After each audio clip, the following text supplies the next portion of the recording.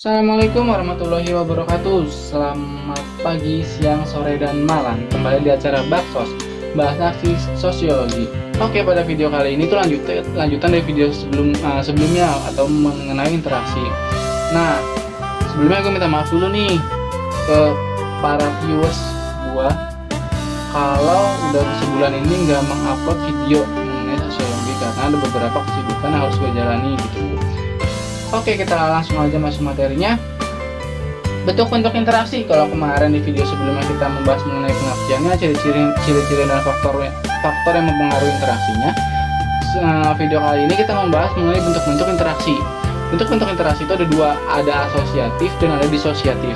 Asosiatif yaitu bentuk interaksi yang menuju ke arah positif atau ke kerjasama nanti ujungnya gitu kan, ya positif-positif aja gitu kan. Kalau yang kedua ada disosiatif, itu menuju ke yang negatif, nanti ujungnya itu pada konflik nih, perpecahan atau pertentangan gitu.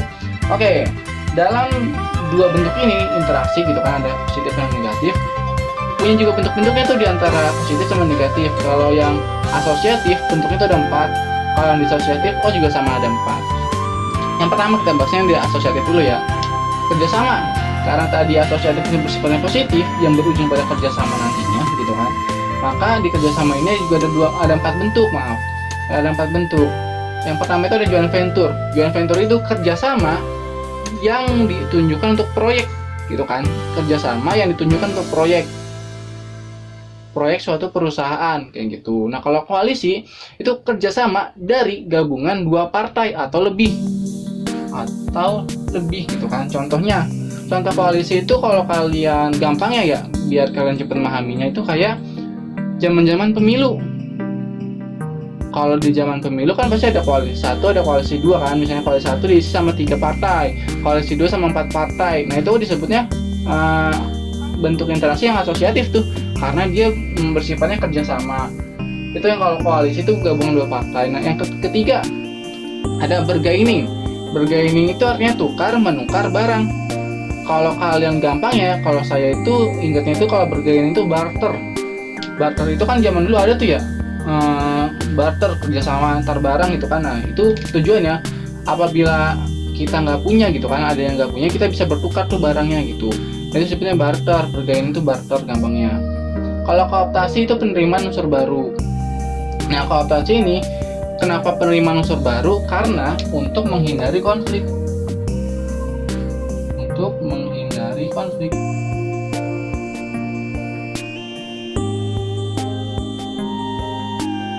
Jadi misalkan IPS 1 dulu kalau di SMA itu ada kelas-kelasnya, ada kelas 10 IPS 1, IPS 2, IPS 3, IPS 4 misalkan gitu.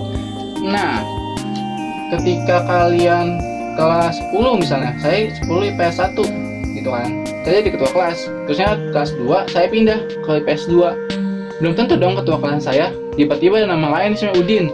Wah, Udin jadi ketua kelas baru nih, dan teman-teman juga menerima gitu kan, teman-teman menerima kalau si Udin itu jadi ketua kelas di IPS 11 IPS 2. Nah, proses penerimaan unsur baru itu yang tadinya saya jadi ketua kelas jadi tidak menjadi ketua kelas disebutnya kooptasi. Tujuannya untuk menghindari konflik. Itu bentuk asosiatif yang pertama, kerjasama itu ada 4, ada joint venture, koalisi, bargaining, kooptasi. Lanjut yang kedua ada akomodasi. Akomodasi itu artinya itu ini, cara menyelesaikan masalah. Nah, kenapa masalah itu harus diselesaikan gitu kan? Karena nanti biar menjadi positif gitu kan, biar menjadi positif. Nah, akomodasi itu gampang, itu artinya cara menyelesaikan masalah. Akomodasi ini terjadi ketika sudah ada konflik gitu kan, ketika sudah ada konflik. Nah, di akomodasi ini juga punya bentuk-bentuk tuh, ada banyak, ada yang disebut mediasi, arbitrasi, terusnya ada konsiliasi, ada kompromi, ada stalemate, ada adjudikasi. Itu bentuk-bentuk akomodasi. Tapi bentuk akomodasi ini gua nggak bakalan jelasin di video kali ini. Kenapa nggak dijelasin video kali ini? Karena akomodasi ini proses dari penyelesaian dari konflik. Jadi nanti materi di konfliknya, pas materi bab konflik gitu. Yang penting kalian tahu dulu nih akomodasi itu apa. Akomodasi itu artinya cara penyelesaian masalah. Yang ketiga itu ada akulturasi. Akulturasi, asimilasi sama ketiga itu ada akulturasi, keempat itu ada asimilasi. Nah, kedua prosesnya bersama, tapi ada sedikit yang membedakan. Kalau asimilasi, akulturasi itu pengertiannya itu gini, percampuran dua kebudayaan gitu kan. Ini sama nih artinya nih, pencampuran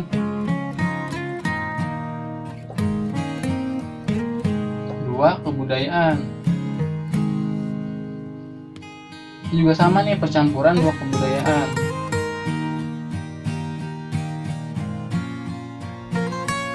Tapi nggak mungkin sama dong, pasti ada beda-bedanya. Ya ada beda-bedanya emang.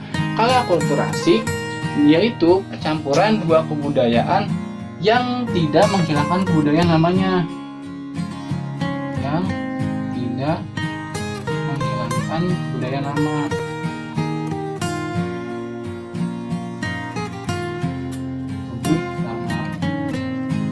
Contohnya itu kayak gini. Contohnya itu kayak di Masjid Kudus. Masjid Kudus di Demak tuh. Masjid Kudus di Demak itu kan dia pencampuran antara percampuran itu dilihat dari arsitekturnya. Arsitektur di Masjid Kudus itu ada dua kebudayaan itu. Ada yang Hindu, ada yang menara Masjid Islamnya. Nah, itu tidak menghilangkan kebudayaan lama tuh, tetap ada menara yang bentuknya arsiteknya Hindu, ada juga yang Islamnya dari masjidnya itu sendiri. Itu sebutnya akulturasi. Dia tidak menghilangkan budaya lama dan juga tidak menciptakan budaya baru. Nah, kalau asimilasi, dia itu menciptakan kebudayaan baru. Kebudayaan baru.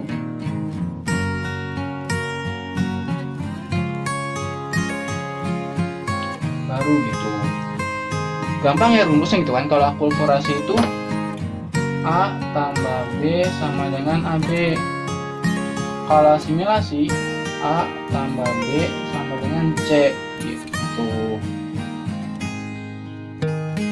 Oke, itu dari positifnya atau asosiatif yang bersifatnya positif gitu kan, bentuk interaksi yang mengarah ke positif. Selanjutnya kita kepada disosiatif. Disosiatif itu bentuk interaksi yang mengarah ke negatif. Itu ada 4, ada persaingan, kontravensi, pertentangan, dan konflik. Karena gue itu sukanya yang gampang-gampang gitu kan, nggak gampang-gampang aja gitu kan pembahasannya. Nah, di disosiatif itu gue ambil penjelasan atau materi itu yang paling gampang gitu. Kalau persaingan itu dia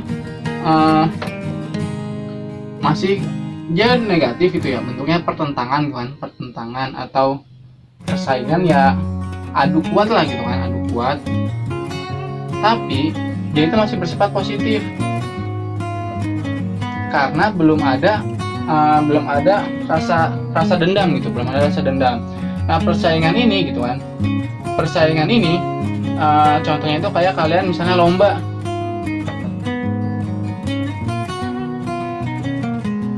Lomba kan masih bersifatnya sportif gitu kan, belum ada kayak jelek, belum ada yang jelek-jelekin lawan, masih sportif gitu. Nah, kalau kontravensi dari kontravensi itu tingkatan dari persaingan. Kontravensi itu bentuknya dia itu gampangnya itu bahasa kitanya itu ya gibahin orang. Jadi pengertiannya itu dia udah kesel sama orang gitu kan, kesel sama orang nih, tapi dia belum berani mengungkapkan, masih tertutup. Keselan tertutup. Itu disebutnya kontravensi. Artinya itu kayak gampangnya itu kayak lu ngegibahin teman lu aja gitu kan. Kayak lu ngegibahin teman lu kan kalau ngegibahin kan ngomongnya di belakang gitu kan, belum berani ngomong di depan gitu. Nah, kalau pertentangan tawan dari kontravensi. Kalau dari kontravensi itu dia masih tertutup gitu kan, masih berani ngomongin di belakang, masih berani ngomong di belakang gitu kan. Nah, kalau pertentangan ini dia udah terbuka nih. Misalnya gue nggak suka nih sama si Udin gitu kan, gue nggak suka sama Udin, ya udah gue bilang, lo kayak gini gitu kan.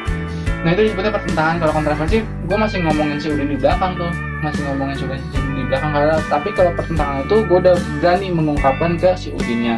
Atau gampang itu ngelabrak gitu ya,